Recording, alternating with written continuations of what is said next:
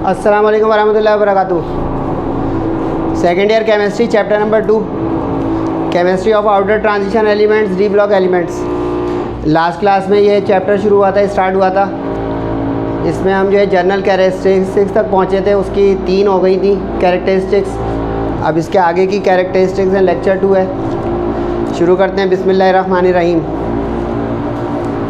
Last lecture जिन लोगों ने लिया उसमें हमने जनरल कैरेक्टरिस्टिक्स में ये पढ़ने की कोशिश की है कि किस तरह जो है डी ब्लॉक एलिमेंट्स या आउटर ट्रांजिशन एलिमेंट्स अपनी प्रॉपर्टीज़ में यूनिक हैं एस और पी ब्लॉक एलिमेंट्स के मुकाबले में। अब एस और पी ब्लॉक के एलिमेंट्स ये कैरेक्टरिस्टिक्स शो नहीं करते हैं। तो अब ये जो प्रॉपर्टीज़ आज की क्लास में हैं ये पिछले लेक्चर से इम्पॉर्टेंट है, क्योंकि ये कैरेक्टरिस्टिक्स सेक्शन सी में भी दे सकता है टीचर आपको और सेक्शन बी में भी आ सकती है। इसमें रीज़न लाइक क्वेश्चन भी कवर होगा और थ्योरेटिकल क्वेश्चन भी कवर होगा, तो तवज्जो थोड़ी ज़्यादा रखिएगा। चौथी प्रॉपर्टी है कैटालाइटिक एक्टिविटी।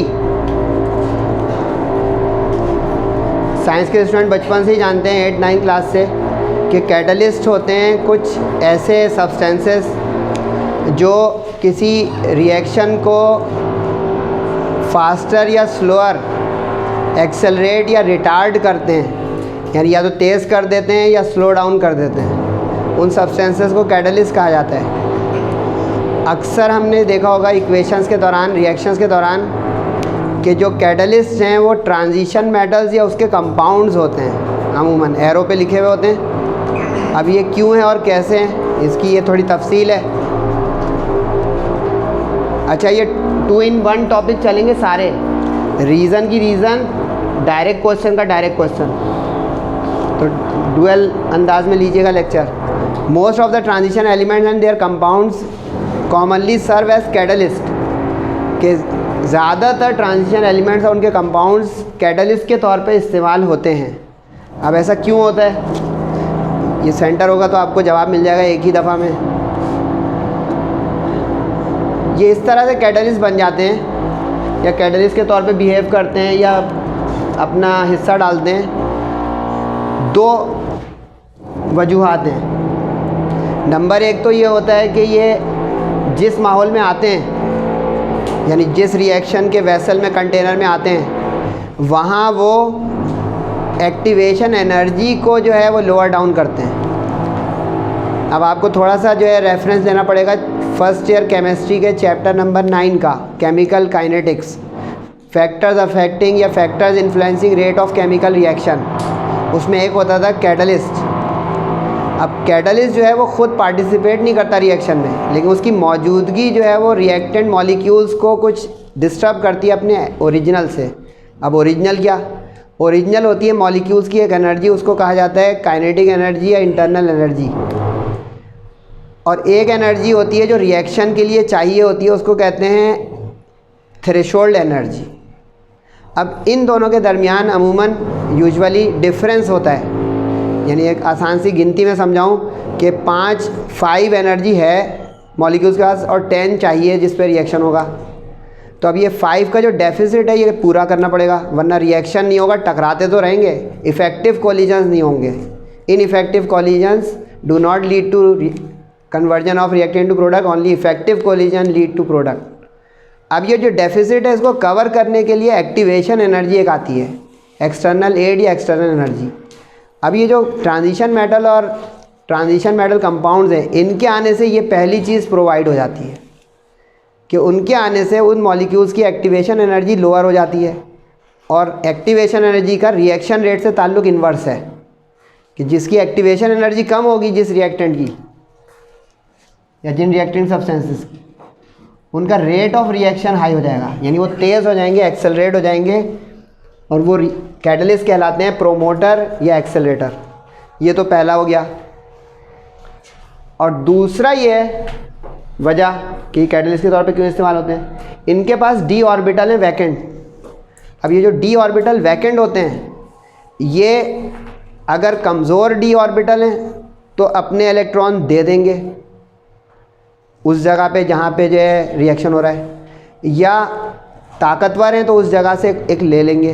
नतीजा क्या होगा कि इस अमल में, रिएक्शन में स्टेजेस आएंगी, यानी एक होगा कि पहले एक इंटरमीडिएट रिजल्ट बने और फिर एक फाइनल। जैसे चैप्टर 7, 8 जिस लोगों ने मेरे साथ किया है कहीं भी, उसमें अक्सर रिएक्शन में हम देख रहे हैं इंटरमीडिएट और फिर आगे एक एरो के बाद आ रहा है प्रोडक्ट। अब आप ज़रा गौर कीजिएगा कभी कि वो जो इंटरमीडिएट है उससे अक्सर पीछे वाले एरो पे कोई कैटलिस्ट लिखा हुआ होगा, नोट कीजिएगा जाके, जिसको अनस्टेबल इंटरमीडिएट प्रोडक्ट्स कहते हैं। उससे लेफ़्ट पे जो सेकंड लास्ट एरो है, यानी फाइनल तो प्रोडक्ट देगा, जो मिडिल या इंटरमीडिएट प्रोडक्ट बनी उससे ऊपर कैटलिस्ट है। तो ये दो चीज़ें हो गई जिसकी वजह से ये बहुत ही सूटेबल हो गए इस मकसद के लिए कि इनको कैटलिस्ट के तौर पे इस्तेमाल करवाया जाए।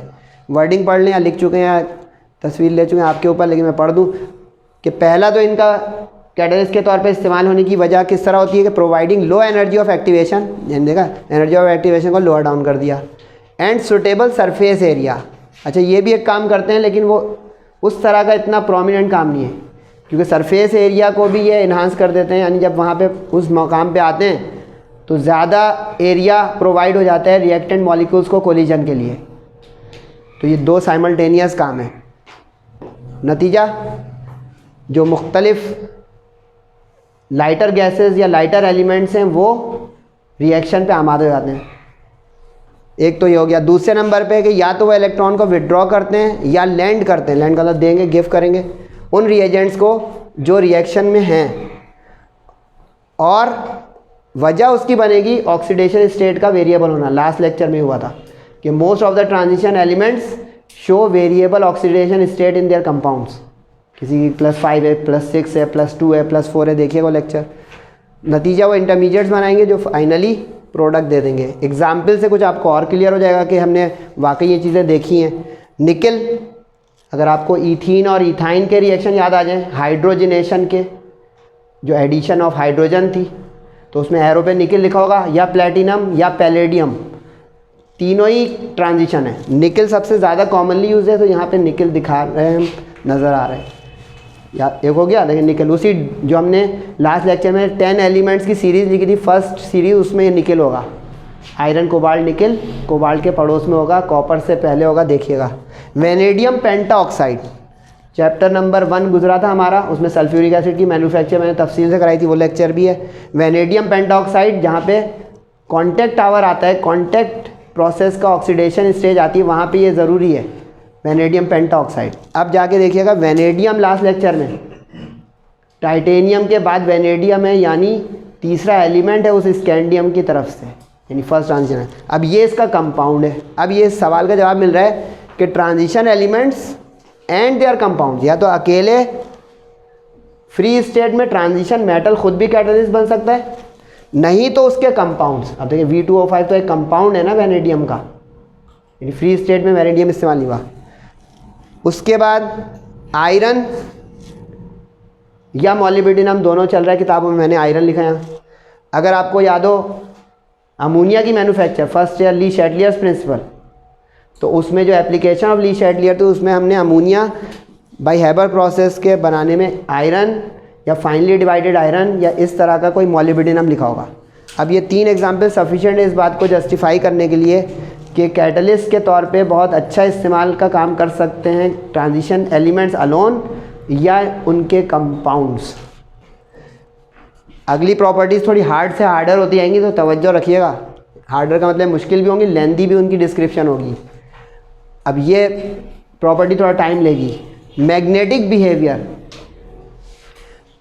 मकनातीसी खुसूसियात। मैग्नेट आपने देखा होगा बचपन से, फिज़िक्स के स्टूडेंट्स हैं, चैप्टर 14 में सेकेंड ईयर में तो मुसलसल ही मैग्नेट देखा होगा, इलेक्ट्रोमैग्नेटिज्म। अब एक चीज़ होती है मैग्नेट और मैग्नेटिक फील्ड, सही है, जिसको हम उर्दू में अगर आप लोग समझ रहे हैं मकनातीस कहते हैं। ये एक एक्सटर्नल मैग्नेटिक फील्ड होती है जो अपनी मैग्नेटिक फील्ड बनाए, अपना एक मैदान बनाए, अपनी सराउंडिंग में एक माहौल बनाए, सही यहाँ तक। अब दूसरी तरफ लें, उसके काउंटर में एक ट्रांजिशन एलिमेंट या ट्रांजिशन मेटल आयन तस्वुर में लें, या अभी हट जाऊँगा सामने से देखिएगा। अब ये जो ट्रांजिशन मेटल आयन्स हैं, ट्रांजिशन मेटल्स हैं, इनमें डी ऑर्बिटल है, ये तो बिल्कुल पक्का करने मुसलसल, ये हर हेडिंग में बोलूँगा मैं। अब ये जो डी ऑर्बिटल होते हैं, इसके अंदर इलेक्ट्रॉन फिल होते हैं। अब इलेक्ट्रॉन जब फिल होते हैं तो कुछ तो ऐसी कन्फिग्रेशन आती है, कभी अगर आपने हर्ट्ज रूल किया होगा कि इलेक्ट्रॉन जो है पहले सिंगली ऑक्यूपाई करता है हर ऑर्बिटल को। फर्स्ट ईयर का चैप्टर 2 था एटॉमिक स्ट्रक्चर, उसमें था कि electrons occupy those orbital singly which have equal amounts of energy. अब जैसे डी ऑर्बिटल है तो उसकी 5 ओरिएंटेशन है। जैसे पी ऑर्बिटल की 3 होती है बड़ी common, p x, p y, p z, उधर डी ऑर्बिटल की 5 ओरिएंटेशन होंगी around the nucleus in space. ठीक है यहाँ तक। अब ये जो 5 ओरिएंटेशन, इसका अंदर 5 खाने बन जाएंगे, 5 बॉक्स बन जाएंगे डी ऑर्बिटल के। इसको कहते हैं डी जनरेटेड डी ऑर्बिटल। सही यहाँ तक। अब पहले मरहले में तो जब इलेक्ट्रॉनिक कन्फिग्रेशन हम करेंगे किसी एलिमेंट की, फॉर एग्जांपल स्कैंडियम की या टाइटेनियम की या निकल आयरन किसी की, उन 10 में से किसी की भी, या उसके आयन की, तो हम भरेंगे तरतीब में इलेक्ट्रॉन पहले, यानी डी के पहले और डी जनरेटेड में आएगा, फिर दूसरे में, फिर तीसरे में, चौथे, पाँचवें। जब पाँचों में चले जाएंगे तो हम इसको कहेंगे ये अनपेयर्ड इलेक्ट्रॉन है। अनपेयर्ड यानी जोड़ा नहीं बना है, सिंगली ऑक्यूपाई कर गए। अब अगर इसके बाद एक छठा इलेक्ट्रॉन आएगा तो वो पहले डी ऑर्बिटल का पेयर बना लेगा। इसी तरह होता जाएगा और डी के ज़्यादा से ज़्यादा 10 हो सकते हैं, यानी पाँचों में पेयर आ जाएं। सही यहाँ तक। अब ये जो अनपेयर इलेक्ट्रॉन्स बनेंगे ना, ये बनेंगे फसाद की जड़। ये लफ्ज़ मैंने अजीब इस्तेमाल किया लेकिन इसका मतलब समझ में आएगा आपको। ये जो अनपेयर्ड इलेक्ट्रॉन होंगे ये बनेंगे फसाद की जड़, क्योंकि अनपेयर इलेक्ट्रॉन का मतलब है कि वो अधूरा है, आधा है, अकेला है। अब इलेक्ट्रॉन की एक चीज़ होती है खुसूसियत, वो पेयर में आना चाहता है, जोड़ा बनाना चाहता है। अब तसव्वुर करें कि ये वो अनपेयर्ड इलेक्ट्रॉन है जो किसी डी ऑर्बिटल में है। ये मेरा हाथ अगर आपको नज़र आ रहा है मार्कर के साथ, और ये फ़र्ज़ करें वो मकनातीस है। जब आप इसके करीब लाते हैं ना तो मकनातीस भी किसी मटेरियल का होगा, कोई मैटर होगा ना भाई, चाहे आयरन का मैटर हो, चाहे जो है कोबाल्ट या निकल का आपने बनाया हो, क्रोमियम का बनाया हो, आमतौर पे आयरन से बनता है। ठीक है। अब इसको आप इसके नेबरहुड में, उसकी विसिनिटी में ले आए तो होगा क्या, जिसमें लोन पेयर बहुत ज़्यादा होंगे, होगा ये कि इलेक्ट्रॉन घूम रहे होते हैं अपने एक्सिस पर, ऐसे ही होता है। अब ये इलेक्ट्रॉन घूम रहा है अपने एक्सिस पर टी ऑर्बिटल का, जैसे ही ये मैग्नेट इसकी रीजन में आया तो ये चिपक गया। क्यों चिपक गया, नहीं समझे। हुआ ये कि इस डी ऑर्बिटल के अनपेयर्ड इलेक्ट्रॉन ने आउटर ट्रांजिशन एलिमेंट के या उसके आयन के, उसने इस सब्सटेंस के अंदर मौजूद के साथ पेयर बना लिया और चिपक गया।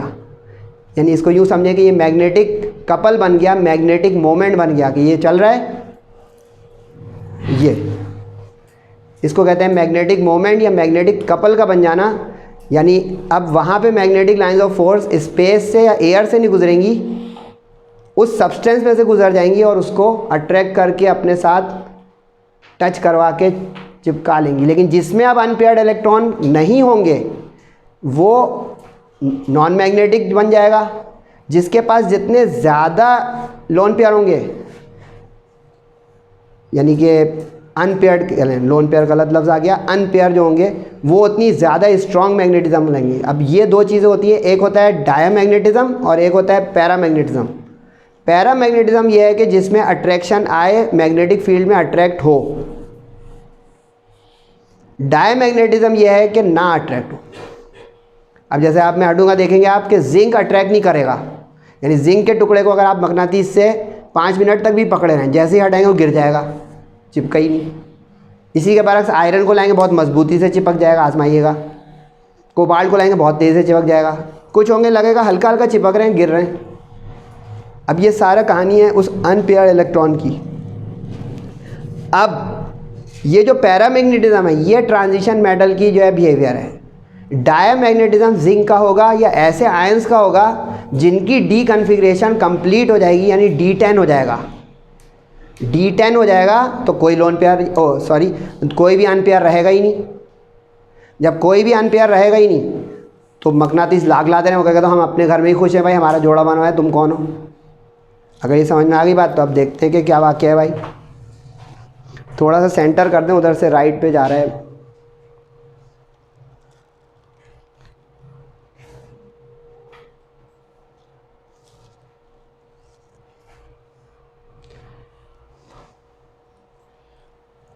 पहले तो ये वजाहत लिखी हुई है कि पैरामैग्नेटिज्म या डायमैग्नेटिज्म होती क्या है।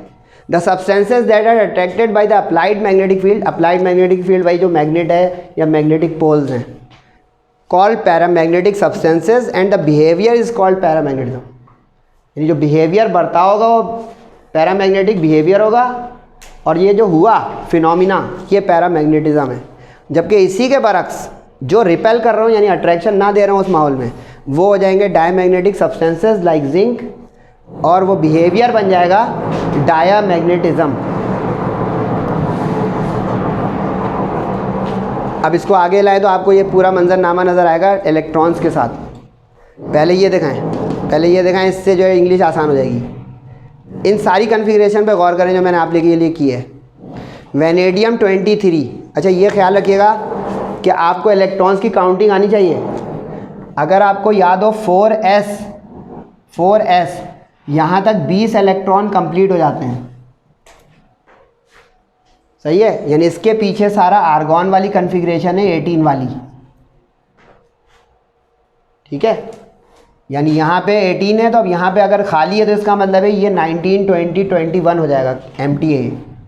लेकिन अब यहाँ पे 18 हो गया तो इसका मतलब 19, 20, 21, 22, 23 समझ में आना शुरू हुआ। अब जैसे यहाँ तक 18 हो गए तो 19, 20, 1, 2, 3, 4, 5। अब अगर ये खेलना समझ में आ जाएगा फिर आपको समझ में आ जाएगा कि इसमें सबसे स्ट्रॉन्ग पैरामैग्नेटिज्म बिहेवियर कौन शो करेगा और सबसे कमज़ोर कौन और कौन सा नहीं। अब खेलें, जागते रहिएगा। अब वेनेडियम 23, 18, 19, 20, 21, 22, 30, इसमें 3 देखें अनपेयर आ गए, 3 आ गए, सही याद रखिएगा। क्रोमियम का आयन है ये। आयन का मतलब होता है कि उसने पॉजिटिव आयन बनाने में अपने उतने इलेक्ट्रॉन लॉस कर दिए, तो इसका मतलब हो गया 24 में से 3 कम दें हमारे तो 21 रह गए। अब ये जो लॉस होगा ना पहले s ऑर्बिटल से होगा, आयनाइजेशन की थ्योरी आनी चाहिए, d वाला नहीं करेगा क्योंकि 4s ऑर्बिटल वैलेंस शेल है, 3d तो तीसरी मंजिल का कमरा है, 4s तो आखिरी चौथी मंजिल का कमरा है, समझ रहे हैं। तो अब ये 2 खाली हो गए तो अब यहाँ पे कितने पीछे 18, सही है, 19, 20, 21 हो गए। इसके पास भी 3 अनपेयर हो गए, ठीक है। अब मैंगनीज, अब टाइम में ज़ाया करूँ, आप खुद जल्दी से देख लें भाई कि क्या हुआ मंजर, कुछ मिला मंजर, मुझे तो मिल गया भाई, आपको मिला या नहीं मिला। आप अब इस पे गौर करें और इस पे, और एक और चीज़ समझने के लिए इस पे गौर करें। पूरा टॉपिक इंशाल्लाह ख़त्म हो जाएगा, कवर हो जाएगा सिर्फ इस बात से। इसके पास मैक्सिमम लोन पेयर हैं क्योंकि डी ऑर्बिटल में 5 से ज़्यादा अनपेयर हो ही नहीं सकते। सॉरी मैं बार बार लोन पेयर इसलिए बोल रहा हूँ, फर्स्ट से भी पढ़ाता हूँ ना, आज का वो केमिकल बॉन्डिंग का चैप्टर चल रहा है। तो ये जो अनपेयर इलेक्ट्रॉन है 5 से ज़्यादा हो ही नहीं सकते डी ऑर्बिटल में, देख लें। अब इसका मतलब है जिसमें 5 होगा ये हाईएस्ट स्ट्रॉन्गेस्ट फील्ड में अट्रैक्शन देगा। अब गौर करिए कौन है, आयरन हो रहा है और मैंगनीज हो रहा है। अब इसकी समरी ये बनी कि अगर आप स्कैंडियम यहाँ लिख दें और जिंक यहाँ लिख दें, यानी 10 एलिमेंट है ना, scandium, titanium, vanadium, chromium, manganese, सही है, आयरन, कोबाल्ट, निकल, कॉपर। बेटा आप लोग याद करो, मैं क्यों कर रहा हूँ।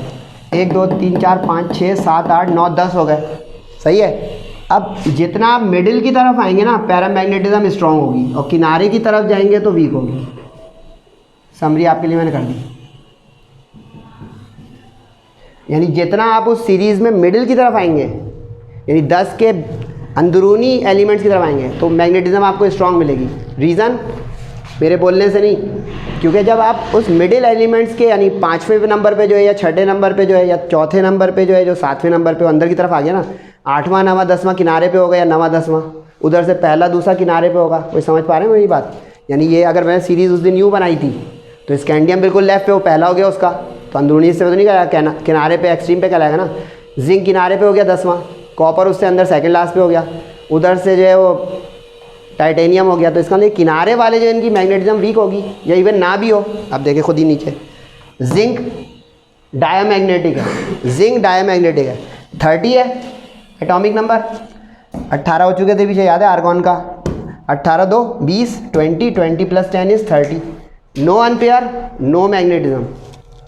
इसी तरह कॉपर का एक आयन बनता है क्यूप्रस, जिसको हम बोलते थे बचपन में, कॉपर 1। अब कॉपर 29 में से एक हटा दें ज़रा तो 28।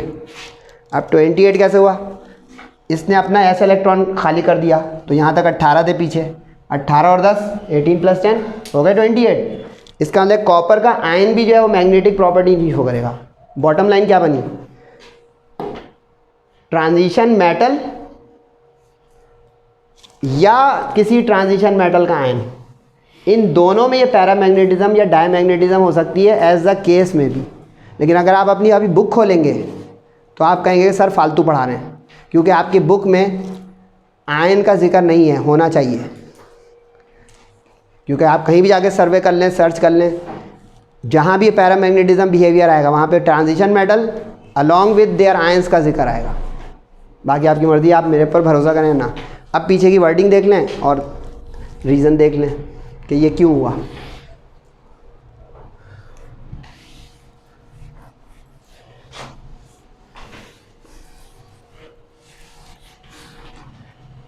Most of the transition metals या एलिमेंट्स एग्जिबिट पैरामैग्नेटिक बिहेवियर। सही है, जो मैंने बोला था चेक कर लें, वही लिखा हुआ है। ये मैग्नेटिक लाइन ऑफ फोर्स को अपने अंदर से गुजरने की इजाज़त दे देते हैं बनिस्बत वैक्यूम या खला से। नतीजा ये है, वजह ये है कि 3D ऑर्बिटल इनके पास हैं, जिसमें एक या एक से ज़्यादा अनपेयर्ड इलेक्ट्रॉन हो सकते हैं जो अपने एक्सिस पे घूमते रहते हैं। देखा आगे, इन देयर आयंस और एटम्स। तो आप हेडिंग को भी रीमेक कर सकते हैं, यहाँ पे लिखा है ना, most of the transition elements and their ions. यानी मिस प्रिंटिंग नहीं है, मैंने ये हेडिंग लगाई है आपके बुक के सिलेबस के अकॉर्डिंग। नॉलेज जो नीचे पूरी दी है वो थॉरो दी है। ये जो मैं इंसर्ट कर रहा हूँ ये मिस प्रिंटिंग नहीं कहलाएगी, ये इजाफा है, आप इसको एक्सेप्ट करें या ना करें।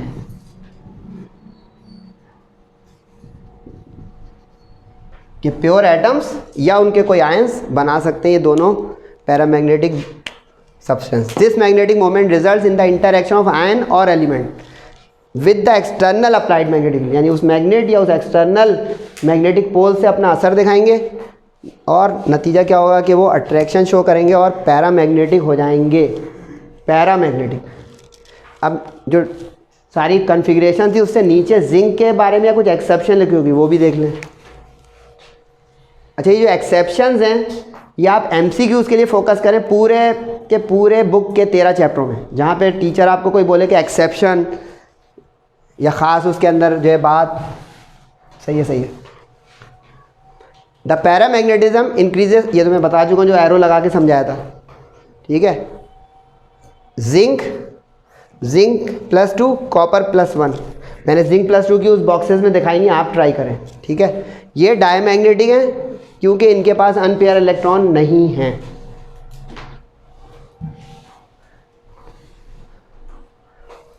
चले भाई अगली प्रॉपर्टी। अच्छा, एलॉय फॉर्मेशन। एलॉय फॉर्मेशन जो है ये 6 नंबर है, लेकिन इसके पीछे भी एक बात है, वो अलग से बात है। एलॉय फॉर्मेशन भी एक ख़ास प्रॉपर्टी है जो ट्रांजिशन मेटल की पहचान है।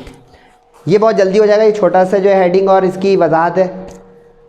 एलॉयज़ क्या होते हैं? ये मिक्सचर ऑफ 2 और मोर देन 2 सब्सटेंसेस या एलिमेंट्स हैं, लेकिन इसमें शर्त है कि मेटल ज़रूर हो, मेटल ज़रूर हो तब वो एलॉय बनते हैं।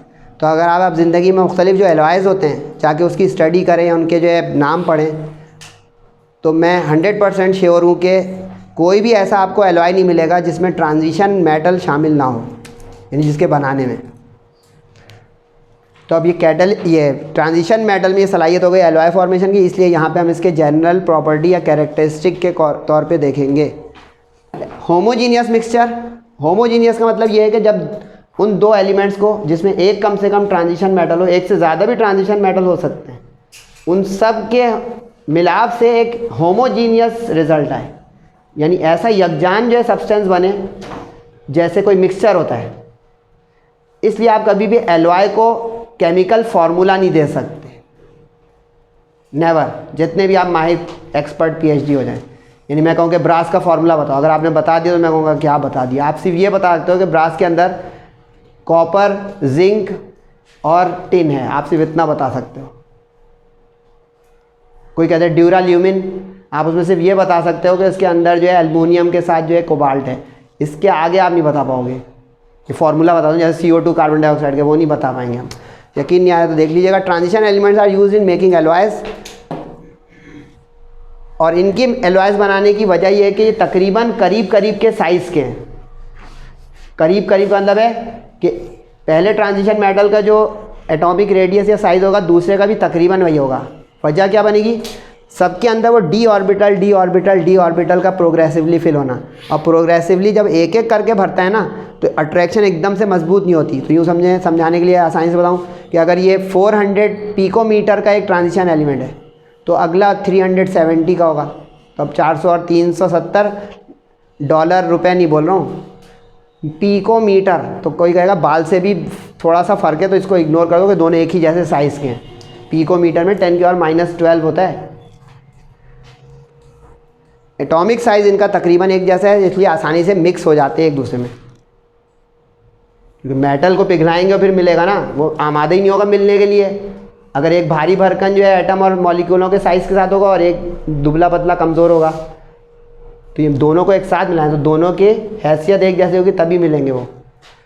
एलॉयज ऑफ ट्रांजिशन मेटल, अच्छा ये उनकी प्रॉपर्टी है, ये एमसीक्यूज़ में आ सकती है, बुलेट लगा हुआ है कि जब एलॉयज बनते हैं ना तो ये अपने ओरिजिनल मेटल से मजबूत हो जाते हैं, क्योंकि उसमें एक के बजाय 2-3 की खुसूसियत आ जाती हैं।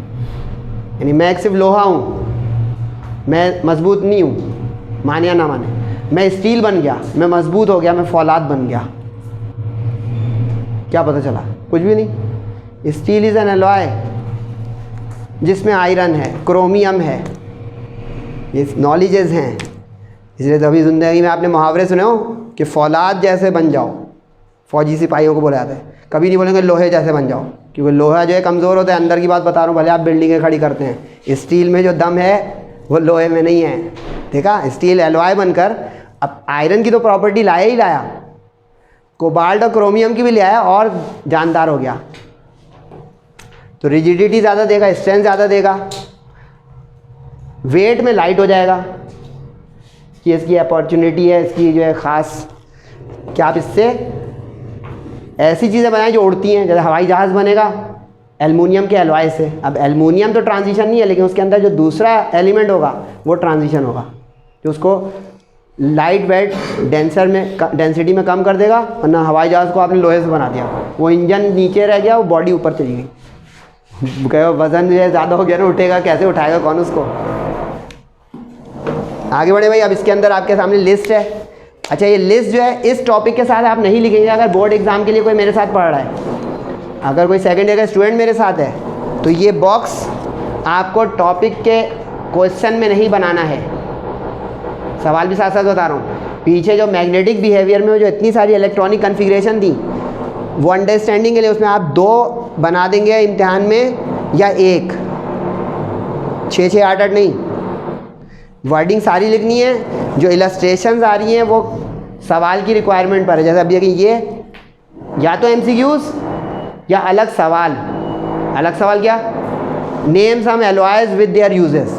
सेक्शन बी का छोटा सा सवाल, मज़ेदार सा, हल्का सा, ये उसके लिए जाएगा। या एमसीक्यूज़ कि this alloy has this and this metal. अब आपको मेटलों के नाम रटे हुए हों। अब स्टेनलेस स्टील देखें, आप पहले ही आ गया ना, स्टील जो होता है ये एलॉय है। इसमें आयरन Fe ट्रांजिशन का, क्रोमियम Cr, निकल Ni, तीनों। और आपको पता है स्टील में घर के अंदर स्टील के बर्तन वगैरह होते हैं, सर्जिकल इंस्ट्रूमेंट्स बनते हैं, क्योंकि उनको जंग नहीं पकड़ेगा। लैब वेब में कभी देखा हो आपने, डॉक्टरों के पास देखा हो, जो ऑपरेशंस के लिए या मुख्तलिफ जो सर्जरीज़ के लिए होते हैं वो। ड्यूराल्यूमन, ये देखें, ये आ गया एरोप्लेन बॉडीज़। और यूटेंसिल्स, बर्तन वगैरह बनाने हैं। एल्युमिनियम इसमें होगा जो कि ट्रांजिशन नहीं है, लेकिन कॉपर जो कि ट्रांजिशन है, मैग्नीशियम जो कि ट्रांजिशन नहीं है, मैंगनीज जो कि ट्रांजिशन है। क्या पता चला, डेफिनेशन जस्टिफाई हो गई। At least one of them should be transition. इसमें देखें ऑल 3 आर ट्रांजिशन। ये सब वक्त ज़ाया कर रहे हैं सर, समझने वाले समझे भाई। उनमें को रटे हैं बच्चों, या जल्दी से फारिग करें। अब ये नॉन ट्रांजिशनल है, ये नॉन ट्रांजिशनल है, ये ट्रांजिशनल है और ये ट्रांजिशनल है। मैंगनीज Mn है। अच्छा, ये भी एक लतीफ़ा है अजीब सा, मैग्नीशियम Mg होता है और मैंगनीज Mn होता है। सर लतीफ़ा इसमें क्या था स्टूडेंट को सिंबल नहीं पता हो तो कुछ भी वो हो सकता है, तो इसलिए वो लतीफ़ा था कि मैग्नीज का सिंबल Mg लिख दिया, मैग्नीशियम का Mg लिख दिया तो सही, वरना उल्टा लिख दिया तो M से तो दोनों थे। ब्रास देख लें, ब्रास जो मुख्तलिफ ऑटोमेटिक पार्ट्स बनाने में, ब्रास बड़ी मजबूत चीज़ होती है, इसके घर में जो है वो मुख्तलिफ सैनिटरी के जो है चीज़ें भी मिलती हैं, नल के वल के होंगे कुछ इस तरह की, बड़ी मजबूत और बड़ी जो है पायदार होती हैं ब्रास की, कभी देखिएगा। ब्रॉन्ज जिसके आप लोग तमगे पहनते हैं, उसमें कॉपर होता है जो कि देखिए ट्रांजिशन है, ब्रॉन्ज मेडल नहीं, अच्छा गोल्ड मेडल चाहिए, वो तो भाई फिर बहुत ही इसके आगे की फिर वो टॉपिक है, वो नोबेल मेटल्स में चला जाएगा, हम ट्रांजिशन मेटल पे हैं अभी। तो कॉपर और एल्युमिनियम से बनाते हैं, अभी एल्युमिनियम ट्रांजिशन नहीं है। मेडल्स बनते हैं, स्टैचूज बनते हैं, कॉइन्स बनते हैं, सिक्के विक्के जो होंगे उसके अंदर ये ब्रॉन्ज होगा। मेडल्स वगैरह जो बताया थर्ड पोजीशन आने में मिलता है ना, वो इसी का। स्टैचूज़ अगर आपने कभी दुनिया में मुख्तलिफ ऐसे स्टैचूज़ देखे हों जो बड़े चमक रहे हों या आपको थोड़े ब्राउनिश और इस तरह से कलर में मिलें या सुनहरे से थोड़े लग रहे हों चमाचम, जैसे अहराम मिस्र के ऊपर बना हुआ है वैसा, वो तो जो है तराशा हुआ है लेकिन अलग। तो वो जो मुजस्समे वगैरह होते हैं वो स्कल्पचर्स इससे बनाते हैं, ब्रॉन्ज को तराश के या उसका जो है सांचे बना के।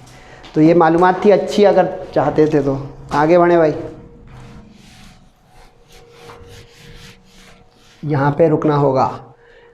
अच्छा भाई, ये है द क्लाइमैक्स।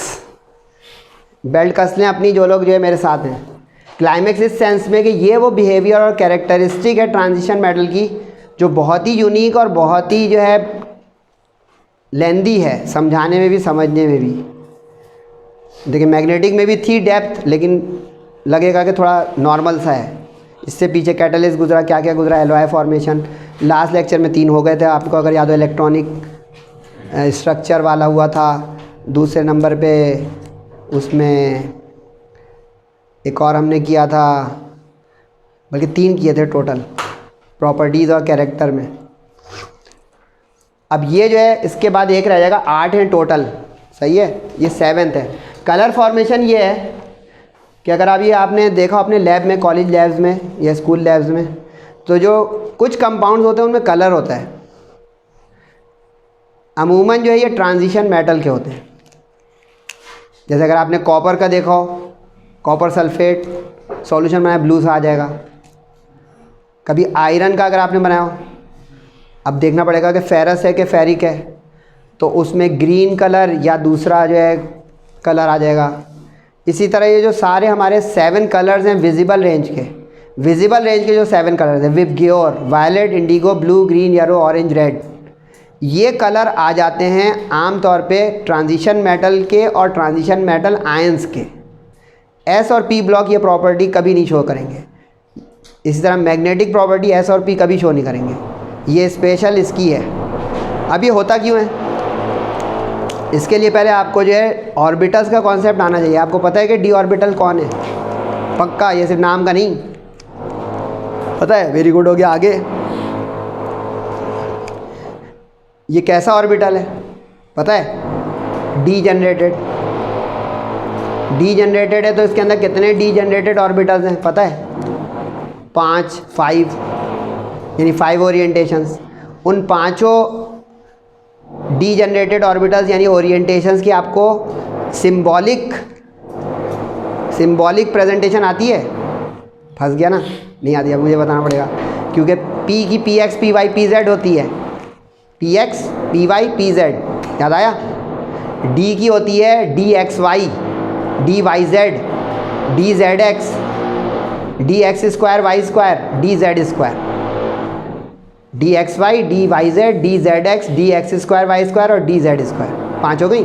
अब ये जो 5 ओरिएंटेशन हुई ना, अब तहकीक ये कहती है कि जब ये डी ऑर्बिटल वाला कोई ट्रांजिशन मेटल या ट्रांजिशन मेटल आयन किसी लिजेंड के करीब आता है, कुछ टीचर लिगेंड कहेंगे, मैं इसको लिजेंड कह रहा हूँ, LIGAND, इसको बहुत सही से हाईलाइट करेंगे क्योंकि अगला लेक्चर जो आ रहा है वो बहुत ही कीमती लेक्चर है, सेक्शन बी का पक्का लगा हुआ सवाल, नॉमेनक्लेचर ऑफ कॉम्प्लेक्सेस।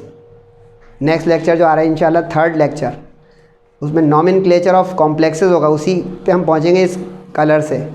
अब ये जो कलर फॉर्मेशन है ना, इसमें डी ऑर्बिटल और लीजेंड क्या होते हैं वो इसी को पढ़ाते पढ़ाते समझाऊंगा, अभी बता दूंगा तो कहेंगे मैं खड़ा ही रहूँ खाली। तो लीजेंड और इनके दरमियान जो फील्ड है, क्योंकि इलेक्ट्रॉन पे चार्ज होता है माइनस, ये तो सबको पता होगा, और जो ट्रांजिशन मेटल आयंस बनेंगे उस पर प्लस चार्ज होगा। ये तो पक्का है ना कि सारे मेटल से पॉजिटिव आयंस बना सकते हैं, ये पक्का कर लें जिसको नहीं पता है। मेटल्स हो चाहे ट्रांजिशन, चाहे एस ब्लॉक, चाहे कोई से भी, they can never be electronegative. Electronegative या तो कोई गैस हो या कोई लिक्विड हो, पॉजिटिव जो इलेक्ट्रो पॉजिटिव होते हैं वो सिर्फ मेटल्स होते हैं, they have tendency to lose electrons. अब पॉजिटिव ये हो गया और लीजेंड क्या है वो अभी देखेंगे। इनके दरमियान जब मुताबिकत होती है या करीबी फासला होता है तो उसमें ये स्प्लिट हो जाते हैं, यानी डी जनरेटेड ऑर्बिटल जो एक लेवल नज़र आ रहा है, मेरे साथ को देखिएगा समझ में आएगा। अभी ये 5 खाने जुड़े हुए थे, d x y, d y z, d z x, d x square y square और डी जेड स्क्वायर, सही है। जैसे ही यहाँ पे एक ऐसी कोई लीजेंड या कोई ऐसी इन्वेजन आई, ये स्प्लिट हो गया ऐसे, यानी 2 D generated further D orbitals के सेट में स्प्लिट हो गया, एक हायर एनर्जी बन जाएगा और एक लोअर एनर्जी। अब ये जो हायर एनर्जी और लोअर एनर्जी होगा, अगर आपने बोहर थ्योरी पढ़ी हो फिज़िक्स में, तो ये हायर और लोअर एनर्जी होंगे उसके डिफरेंस होगा एनर्जी का। अब आपने मज़ीद अगर बोहर थ्योरी पढ़ी हो तो अगर इलेक्ट्रॉन को इस लोअर लेवल में एनर्जी मिल गई समहाउ तो वो जंप करेगा ऊपर, सही। अब यहाँ से ये गेम शुरू होगी जो यहाँ तक बताई कि जब ये जंप करेगा इस नीचे वाले lower energy degenerated d orbital से upper higher energy degenerated d orbital में, तो इस अमल के दौरान वो एक ख़ास component of wavelength of colour in visible region लेके जस्ट करके चूज़ के पी के ऊपर चढ़ेगा, क्योंकि इलेक्ट्रॉन रेडिएशन लेके जाता है ना भाई, खाना बर्गर लेके थोड़ी जाता है, उसको रेडिएशन मिली, जस्ट क्या ऊपर चढ़ गया। उसके बाद जब वो वापस अपने एक्साइटेड स्टेट से लौटने की करेगा तो वो ट्रांसमिट करेगा उस एब्जॉर्ब किए हुए रंग को खारिज करेगा जो लेके गया, यानी फर्स्ट करें ब्लू लेके गया था या ग्रीन लेके गया था, यानी वो डेफिनेट एक कलर होता है। फिर वो उस व्यूअर्स को या ऑब्जर्वर्स को अपने कंपाउंड्स में या आयंस में वो कलर छलकता है। ये लफ्ज़ समझ में आया, उर्दू में बोला है, छलकता है, झलकता नहीं, छलकता। यानी कभी अगर आपने स्पंज में पानी भरा हो और उसको हल्का से यूँ कर दे तो लगता है स्प्रे सा हुआ, तो वो छलकेगा, वो रंग उसके कंपाउंड में या आयन में, और फिर हम यूँ कहते हैं copper sulphate is blue in colour, iron का जो फेरिक वाला है ग्रीन इन कलर, जैसा क्रोमियम उसका मैंगनीज का बोल दोगे पर्पल इन कलर, अलग अलग कलर आएंगे। अब जिसको ये समझ में आया देखें, लेकिन तफसील लंबी है भाई, मैंने जितनी बताई उससे भी लंबी है, आपको रुक रुक के देखना पड़ेगा। Most of the transition metal compounds और their complex ions are coloured except zinc, क्योंकि जिंक में वो डी जनरेटेड ऑर्बिटल हो भी, इलेक्ट्रॉन पेयर पूरे हैं, जब इलेक्ट्रॉन पेयर पूरे हो गए तो बात वहीं पे ख़त्म हो जाएगी। इसलिए हर हेडिंग में साइड पे एक ही दफ़ा में लिख लें, with an exception of zinc, with an exception of zinc, with an exception of zinc, सबके लिए। मैग्नेटिक नहीं है जिंक, कैटलिस्ट नहीं है जिंक, इस तरह चलाते हैं। The colour of compound is associated with the ability of an electron to promote का मतलब वो छलांग लगाना, तरक्की हो गई ना। अगर आप में से भी कोई 16 ग्रेड का स्टूडेंट है तो 17 ग्रेड में उसकी तरक्की हो जाए, हो जाती है। स्टूडेंट की तरक्की क्यों नहीं होती भाई? फर्स्ट ईयर में कम रिजल्ट आया, सेकंड ईयर में ज़्यादा हो गया, प्रोमोट है। सर ये क्या बोल रहे हैं, कुछ बोल दिया मैंने। प्रोमोट, ट्रांसफ़र और जंप, यानी बढ़ जाना, ऊपर की तरफ तरक्की कर जाना। लेकिन अब इलेक्ट्रॉन की तरक्की कैसे हुई? यानी कम एनर्जी वाले मंजिल से वो ज़्यादा एनर्जी वाली मंजिल में चला गया, तो हम कहेंगे ये इलेक्ट्रॉन की प्रोमोशन है। लेकिन ये कब होगा? जब इलेक्ट्रॉन लोअर से हायर में जाएगा। लेकिन इस अमल के दौरान करेगा क्या? वो तफरी में कूदा है? नहीं भाई, इलेक्ट्रॉन हमारी आपकी तरह नहीं कूद सकता है, खुश है तो ऊपर चला गया, नहीं। एब्जॉर्प्शन करके जाएगा वो रेडिएशन की, और तहकीक ये कहती है कि वो इलेक्ट्रॉन एब्जॉर्ब करेगा विजिबल रीजन के अंदर की कोई रोशनी का रंग, विबग्योर में से कोई एक लेके जाएगा, क्योंकि आप उसको इंफ्रारेड या अल्ट्रावायलेट से थोड़ी एक्साइट करेंगे। कभी चेक कर लीजिएगा स्टडीज़, जब भी हम कहते थे ना इलेक्ट्रॉन इज एक्साइटेड, तो चेक कीजिएगा रेडिएशन कौन सी देते थे आप। 95% केस में विजिबल लाइट हम देते हैं किसी इलेक्ट्रॉन को एक्साइट या डी एक्साइट करने के लिए। अब एक्सप्लेनेशन विद रीज़न, ये हेडिंग अलग सी लग रही होगी, मोटी सी एक्सप्लेनेशन, मोटी सी रीज़न, 2 in 1। अब एक थ्योरी होती है जो आप लोगों ने कभी नहीं पढ़ी, आज पढ़े तरीके से, crystal field theory, CFT, crystal field theory. ये क्या थ्योरी है भाई?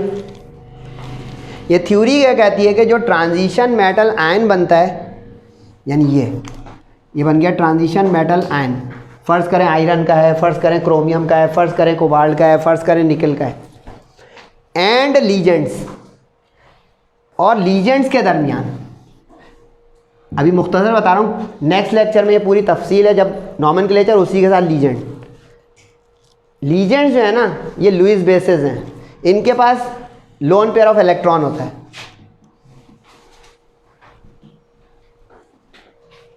अब केमिस्ट्री वाला तो समझ गया, प्लस का मतलब ये है कि मेरा इलेक्ट्रॉन कम हुआ है, प्लस में इलेक्ट्रॉन लॉस करके ही बनाऊंगा ना।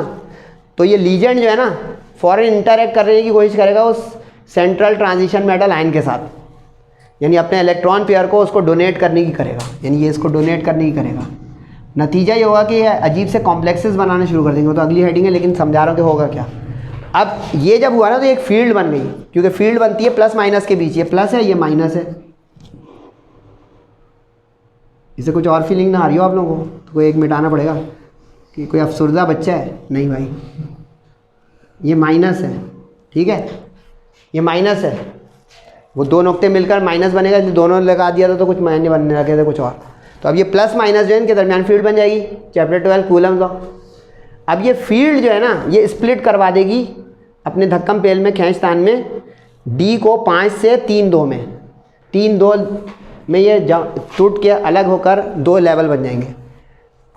वजह बनी डी ऑर्बिटल का अधूरा होना, which splits 5 degenerated d orbital into 2 sets of degenerated d orbitals और energy levels having different energies. अब ये सही से याद कीजिएगा, ये सिंबल जो आ रहा है Eg, जो ऊपर वाला लेवल बनेगा उसका सिंबल, उसका निशान पूरी दुनिया में चलेगा Eg, और जो नीचे वाला होगा उसका निशान बनेगा T2G। ये सिंबल्स को आप बदल नहीं सकते, नेवर। हायर वाला Eg, और ये फॉर एग्जाम्पल वाला नहीं है भाई, ये सिंबल है, E फॉर एनर्जी और G फॉर उसका मीनिंग बन रहा है, वरना Eg हम एग्जाम्पल की शॉर्ट लिख देते हैं, और वो T2G। तो ये तो हो गया कि क्रिस्टल फील्ड थ्योरी की स्टेटमेंट या बैकग्राउंड क्या है। अब इसकी एक्सप्लेनेशन के साथ आएगा कि ट्रांजिशन मेटल आयन ये करते कैसे हैं। ये देखिए भाई,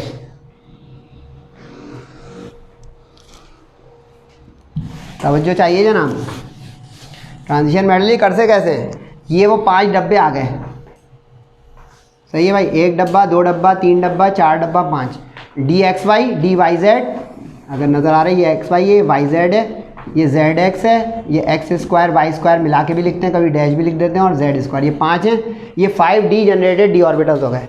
जैसे ही वो लीजेंड और सेंट्रल ट्रांजिशन मेटल आयन के दरमियान फील्ड आई, उसने इसको तोड़ दिया, इसके अंदर दरार डाल दी, और ये ऊपर नीचे चढ़ गए, उतर गए अपने उस धक्कम खींचतान में। नतीजा क्या हुआ, 2 हिस्सों में ये चले गए, यानी ये लेवल था जो मैंने इशारा किया था अपने हाथ से, वो एक ही लेवल टूट के 2 हुआ है। यानी ये देखें, ये था, यानी जो इसका वीक पॉइंट या ब्रेकिंग पॉइंट था, वहाँ से ये यूँ हो गया। यानी यूँ समझे कि DX DY DZ वाला इधर है मेरे इस हाथ पे, और X square Y square Z square वाला इस हाथ पे, ये हुआ। अब यहाँ पे वो फील्ड आई, ये फील्ड कहाँ से तोड़ेगा, ना मेरी उंगली के दरमियान से, ना कलाई पे से, ये ऐसे वीक पॉइंट पे तोड़ेगा जहाँ पे एनर्जीज़ का कुछ आगे पीछे का मामला होगा। अब ये समझ में आया तो आपको समझ में आएगा। देखिए स्क्वायर वाले ऊपर चढ़ गए, मैथ भी आप लगा सकते हैं कि स्क्वायर जो है वो x से बड़ा होता है, और XY YZ ZX वाले नीचे उतर गए, यानी अब ये 2 एनर्जी लेवल हो गए।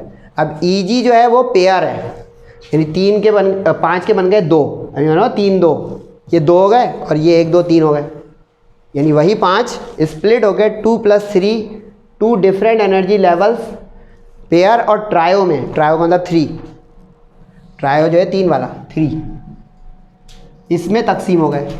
अब तहकीक ये कहती है कि ये जो 2 लेवल बनते हैं इनकी एनर्जी डिफरेंस होता है। अब इसका निशान ये सही पहचानिएगा, जो डेल्टा नॉट लिखा हुआ है, ये सिंबल है, इस सिंबल का नाम होता है crystal field splitting, crystal field splitting energy है, यानी कि ये डिफरेंस ऑफ एनर्जी। अब होगा क्या, अगर ये एनर्जी इस लेवल के किसी इलेक्ट्रॉन को मिल जाएगी, मेरा हाथ देखिएगा कहाँ रखा है, लोअर एनर्जी ट्रायो के ऊपर रखा हुआ है, यानी अगर ये वाली डिफरेंस ऑफ एनर्जी इस लोअर लेवल एनर्जी ट्रायो के किसी इलेक्ट्रॉन को मिल जाएगी तो it will jump, it will promote. क्योंकि बॉहर ने यही कहा था, जिसका यहाँ जिक्र न्याय हम केमिस्ट्री पढ़ रहे हैं, कि इलेक्ट्रॉन उसी वक्त अगले लेवल में जाता है जब उसको डिफरेंस ऑफ एनर्जी की एनर्जी मिलती है। उसे 1 पाई आना कम भी मिलेगी, वो जंप नहीं करेगा। तो अब ये जो डिफरेंस ऑफ एनर्जी है ना, अब ये तहकीक बताती है कि ये डिफरेंस ऑफ एनर्जी मैच कर जाती है, कोइंसाइड कर जाती है वेवलेंथ ऑफ कलर से। वेवलेंथ ऑफ कलर की लिस्ट बनाई थी किसी क्लास में, विबग्योर, वायलेट के आगे लिखा हुआ था 3500 एंगस्ट्रॉम या 350 नैनोमीटर, और रेड तक पहुँचे होंगे तो वहाँ लिखा होगा 700 या 7500 वाला करके 2 गिनतियाँ हैं, 7000 ले रहे हैं तो 7000 एंगस्ट्रॉम या 700 नैनोमीटर। यानी अब ये जो जंप करेगा ना, वो अब अगर फ़र्ज़ करें 400 की लेके जंप कर गया तो उसके जो कंपाउंड्स या आयंस के अंदर कलर झलकेगा वो वायलेट होगा। जो लोअर वाली जो है विजिबल लाइट का जो है वो कलर एब्जॉर्ब करके वेवलेंथ लेके चला गया, एंड सो फॉर। जितना ऊपर वाला कलर लेके चला जाएगा उतने ही उसके जो है कंपाउंड्स में या उसके आयंस में वो दिखेगा। Between Eg and 2G of d orbital is equivalent. आगे लफ्ज़ जो मैं यहाँ पे दीवार बन के खड़ा हो जाता हूँ बीच में, ये is equivalent to wavelength of colour in the visible region, कि ये जो डिफरेंस है ये वेवलेंथ ऑफ कलर के बराबर है, क्योंकि वेवलेंथ की भी वैल्यू होती है और एनर्जी डिफरेंस की भी वैल्यू होती है। The absorb light corresponds to the energy difference between 2 levels, that is d transition. क्योंकि डी से अब डी में ट्रांजिशन होगी, वरना आमतौर पर इलेक्ट्रॉन एस वाला डी में चला जाए। ऐसे ही होता था ना जब हम एक्साइटेड हुंड्स रूल पढ़ते थे कि एस वाले ने डी को दे दिया अपना, लेकिन यहाँ डी वाला डी को दे देगा तो डी ट्रांजिशन कहलाएगी ये, कि 2 डी जनरेटेड ऑर्बिटल्स का जो सेट बना उसी में with in the orbital jump हो गई, प्रोमोशन हो गई। So by absorbing certain wavelength of visible light electron is promoted, promotion हो गई, ऊपर चला गया। सही है जी। अब इसको सेंटर कर दें तो दी एंड हो जाए इस टॉपिक का।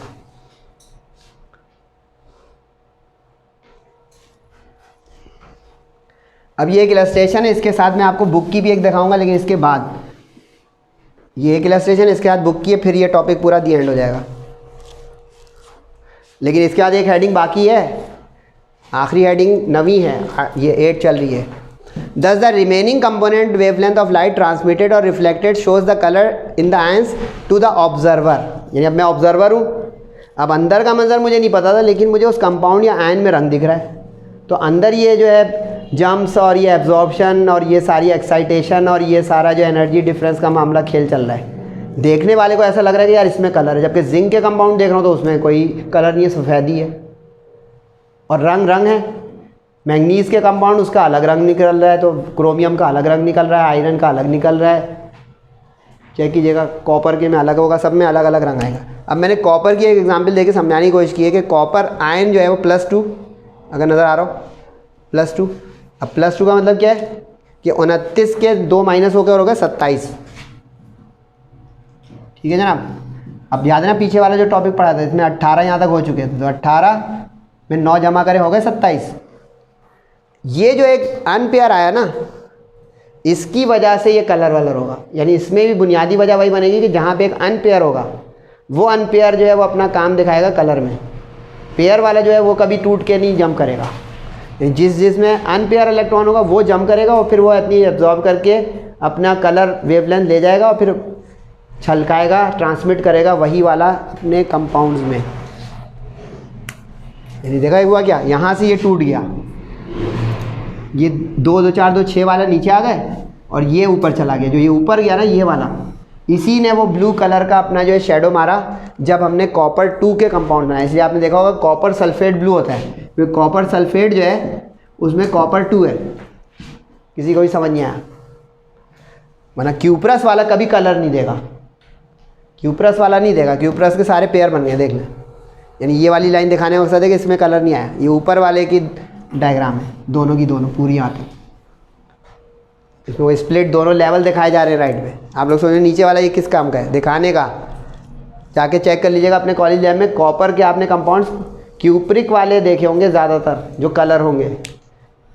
सीखा गया इससे कि इस अनपेयर होने से और साथ जम करने से और वो difference of energy wavelength of colour absorb करने से और फिर उसके बाद वो ट्रांसमिट करने से ये कलर फॉर्मेशन की सारी कहानी हुई। और इस कहानी के पीछे क्या था? Crystal field theory. क्रिस्टल क्यों नाम हुआ? क्योंकि ट्रांजिशन मेटल सारे सॉलिड्स हैं, सॉलिड्स जो हैं वो क्रिस्टल्स बनाते हैं। फील्ड थ्योरी क्योंकि लीजेंड और ट्रांजिशन मेटल आयन के दरमियान एक फील्ड बन गई तो क्रिस्टल फील्ड हो गया। थ्योरी तो इसलिए कि उसमें कोई स्टेटमेंट थी या कोई उसकी वजाहत थी। अच्छा, ये एग्जाम्पल देखें, फिर उसके बाद वो बुक का जो आपके सामने मंजर आएगा उससे आप बुक सामने होगी तो देख लीजिएगा। वो तो मैंने सिर्फ खोल के बुक का एक पेज दिखाना है। ये एग्जाम्पल को सेंटर कर देंगे। एग्जाम्पल अगर कोई ये देखना चाह रहे कौन कौन से किस किस कलर के, वरना बुक में ये एक बड़ा अच्छा इस साल की बुक में लिखा हुआ है, उसमें वो कलर की जो है वो फ्लास दिखाए हुए कि मुख्तलिफ रंग के मुख्तलिफ जो है आयन्स। जिंक जो है वो कलर नहीं देगा, ये याद रखिएगा एमसीक्यूज़ के लिए। जिंक वाइट होता है। अब इसमें इख्तिलाफ है कि सफ़ेद को रंग बोलें या ना बोलें, वाइट को कलर बोलें या ना बोलें। ये बचपन से बच्चा परेशान रहता है कि हमारी जो है कलर पेंसिल बॉक्स में वाइट कलर क्या कर रहा है, कागज़ पेपर भी वाइट, पेंसिल भी वाइट, किस जगह लिखे। कुछ बच्चे जाके फिर ब्लैक बोर्ड पे लिखना शुरू करते हैं, देखें वाइट नज़र आ रहा है। तो जिंक वाइट कलर देता है। अब मुझे नहीं पता वाइट कलर है कि नहीं है, लेकिन किताबों में लिखा है zinc compounds are colourless, bracket में फिर वाइट भी लिखा हुआ है, पता नहीं क्या बताना चाह रहे हैं। कलरलेस और फिर वाइट, ये वाइट इज़ अ कलर और नॉट। ये देख ले भाई क्या क्या लिखा हुआ है। कॉपर का ब्लू हो गया, सही है। क्रोमियम ने अपने में ग्रीन दे दिया, क्रोमेट जो है वो येलो दे गया। यानी एक लिस्ट बनी हुई है थोड़ी सी, अगर याद करना चाहें। मैंगनीज या मैग्नेट जो है, अच्छा ये देखें ये आ गया ना, KMnO4 आप लोगों ने पढ़ा था चैप्टर 7 में मेरे साथ, ये चैप्टर 5 में, उसमें ये देखा होगा पर्पल या पर्पल डीप पर्पल। ये देखें पर मैग्नेट वाला जो आयन होगा ना वो पर्पल देगा, और ये जो है ट्राई वैलेंट वाला जो होगा ये वायलेट देगा। देखें ये भी मैंगनीज का है, ये भी मैंगनीज का है। नॉलेज आई, दो अलग मैंगनीज के आयन्स दो अलग कलर देंगे। अब जैसे आयन देखें, आयरन 3 येलो देगा, आयरन 2 जो है ग्रीन देगा। यानी फेरिक है ये, Fe3+ फेरिक है, फेरिक येलो देगा। और अक्सर कंपाउंड फेरिक के होते हैं, फेरस के नहीं होते हैं। और ये जो है Fe+2 जो है वो कोने पे जो लिखा है वो है फेरस। जैसे Cu+1 क्यूप्रस, Cu+2 क्यूप्रिक। अच्छा, बुक इसको जो है रिड्यूस करके बुक वाला पेज खोलना होगा, ऊपर से रिड्यूस करना है। ये बुक का मंजर है, आप लोग बुक देख भी सकते हैं अपनी। बुक वालों ने कलर लिखकर बच्चों के लिए छोड़ दिया है, जो कलर कॉन्शियस लोग हैं, जिनके घर में शेड कार्ड वार्ड होते हैं या ब्यूटी बॉक्स वगैरह होते हैं मुख्तलिफ, वो चेक करेंगे भाई ये कौन सा कलर है, ये कोबाल्ट 2 ने दिया है, ये कौन सा कलर है, ये आयरन 2 ने दिया है।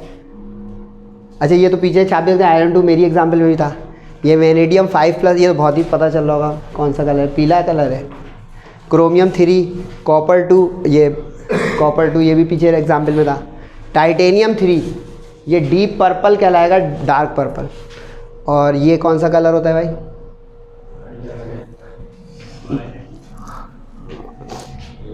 मैजेंटा कलर कहते हैं इसको, लेकिन अब इसको असली नाम क्या इस होगा, क्योंकि मैजेंटा उस विब्ग्योर की लिस्ट में नहीं है। वैसे ही मैजेंटा कलर है प्योर, अगर कोई जानता है कलर फॉर्मेशन। वायलेट है तो डार्क वायलेट हो गया। चलें भाई, ये ऊपर कर सकते हैं तो, क्योंकि ये वही मंजर है जो मैंने अपनी एग्जाम्पल और अपने जो है नोट्स के स्लाइड में दिखाया था।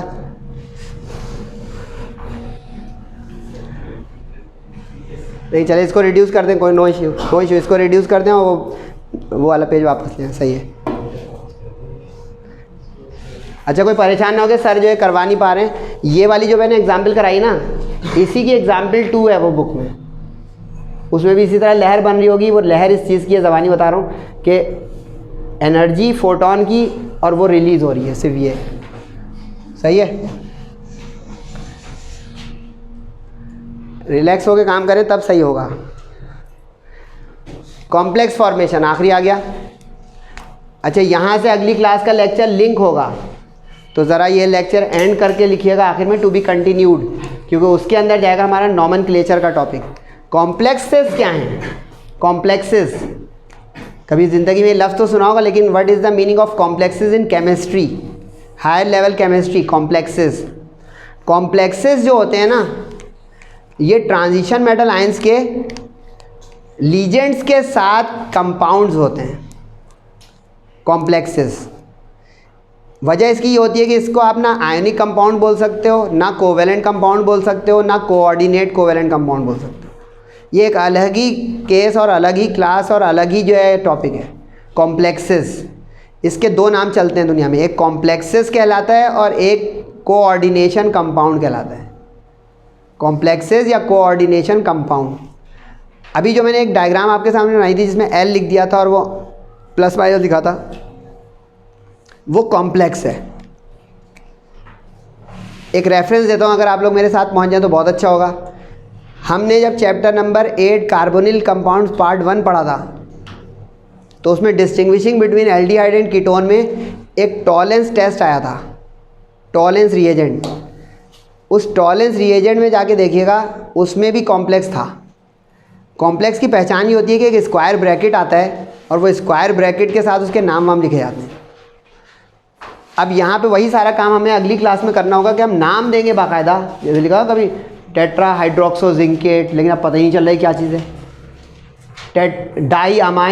डाईअमाइन सिल्वर हाइड्रोक्साइड, इसकी पहचान होती है कि इस तरह के ब्रैकेट में नज़र आएंगे आपको यूँ।